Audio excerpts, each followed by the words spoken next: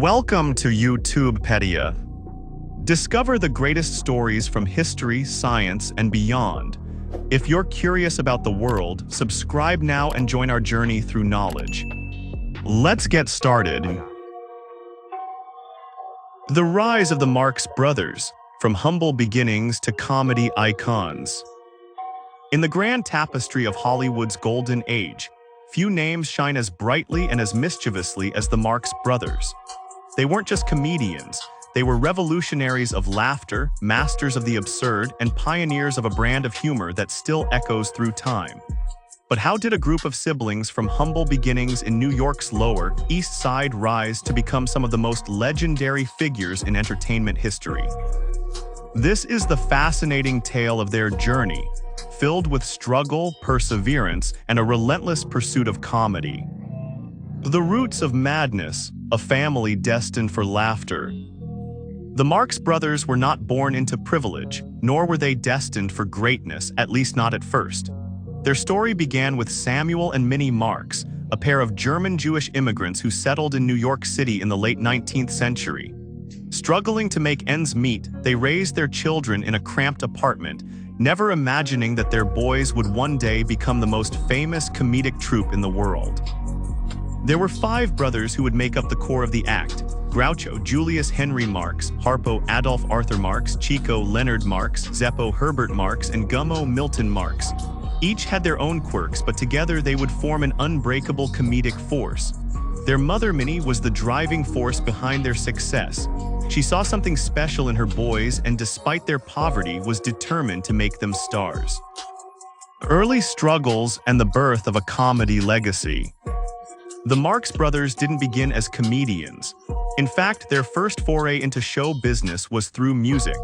Groucho, the eldest, started as a singer, performing in small vaudeville acts to support the family. Soon, Chico and Harpo joined him, and the trio began experimenting with comedy to engage their audiences. It was a happy accident that set them on the path to becoming comedy legends. During an early performance, the audience seemed distracted, paying little attention to the brothers' musical talents. Frustrated, Groucho started making sarcastic remarks and ad-libbing insults, much to the delight of the crowd. The reaction was electric. The Marx Brothers had found their true calling, comedy. They honed their craft in the world of vaudeville, where performers had to be quick-witted and adaptable to survive. The Marx Brothers stood out not only for their fast-paced dialogue, but also for their unique personas. Groucho, the sharp-tongued wisecracker with a painted-on mustache, quick wit, and a cigar in hand. Harpo, the silent trickster who spoke only through honks and whistles, but could express more with his expressions than most could with words. Chico, the Italian-accented con artist, smooth talker, and master of piano tricks. Zeppo, the handsome straight man who played the foil to his brother's chaos. From small stages to Broadway stardom. After years of grueling touring, the Marx Brothers finally began to gain recognition. They fine-tuned their comedic timing, improvisational skills, and chaotic energy until they became one of the most sought-after acts in vaudeville. Their big break came when they transitioned to Broadway, where they starred in a series of hit plays, including Alsatia's 1924, The Coconuts 1925, and Animal Crackers 1928. Their Broadway performances were unlike anything audiences had ever seen before. Unlike the structured, predictable humor of the time, the Marx Brothers embraced chaos. They would ignore scripts, improvise entire scenes, and even interact with the audience in unpredictable ways. Their performances were a whirlwind of madcap energy, absurd jokes, and relentless satire, making them instant stars. The dawn of Hollywood, a new era for the Marx Brothers. As cinema began to rise in prominence, Hollywood took notice of these Broadway sensations. In 1929, they made their transition to the silver screen with The Coconuts, a film adaptation of their Broadway show. Though still rough around the edges, it was a box office success and paved the way for even greater things. But it was their next films that solidified their status as legends. With Animal Crackers, 1930, The Marx Brothers had officially arrived in Hollywood, and audiences were mesmerized by their unique brand of anarchic comedy. Little did they know their greatest films and their most enduring legacy were yet to come. The golden age of the Marx Brothers, comedy royalty and their everlasting legacy. As the Marx Brothers stepped onto the Hollywood stage, they weren't just actors in the emerging film industry. They were revolutionaries of comedy. Their brand of humor was chaotic yet brilliant, rapid yet precise, and rebellious yet universally adored. What started as a simple vaudeville act had now transformed into one of the most legendary comedic dynasties of all time. But the road to cinematic greatness wasn't just a path paved with laughter. It was filled with creative battles, personal challenges, and the relentless pursuit of perfection. This is the story of their rise to Hollywood dominance, their most iconic films, and the legacy they left behind. Breaking Hollywood, the birth of cinematic anarchy. The transition from vaudeville and Broadway to film wasn't easy. Silent films had dominated Hollywood for years, but with the advent of talking pictures, the entertainment industry was changing at an alarming pace. Many stage stars struggled to make the leap to film, but not the Marx Brothers. Their fast-talking, quick-witted humor was tailor-made for the new era of sound cinema. Their early films, The Coconuts (1929) and Animal Crackers (1930), proved that they could translate their madcap stage energy onto the screen. But it wasn't until Duck Soup (1933) that the Marx Brothers truly cemented themselves as Hollywood legends. Duck Soup, a masterpiece of satirical madness.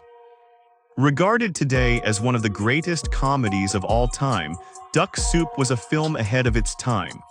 It took political satire, social commentary, and absurd humor to an entirely new level. Groucho as the hilariously corrupt and incompetent leader Rufus T. Firefly was a razor-sharp parody of political figures. Harpo and Chico played their usual chaotic characters, causing mayhem at every turn, while Zeppo, ever the straight man, held the scenes together.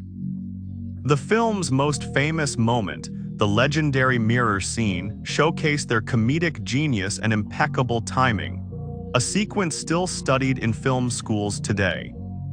However, upon its release, Duck Soup wasn't an immediate hit.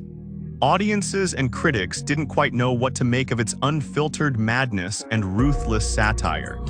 It was only decades later that it gained its rightful place as one of the most influential comedies in film history.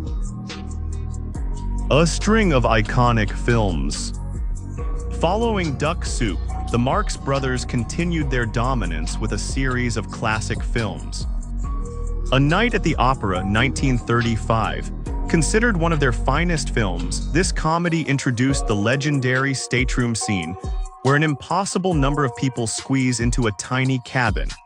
The film also featured Groucho's brilliant contract negotiation scene with Chico, one of the funniest dialogue exchanges ever put to film.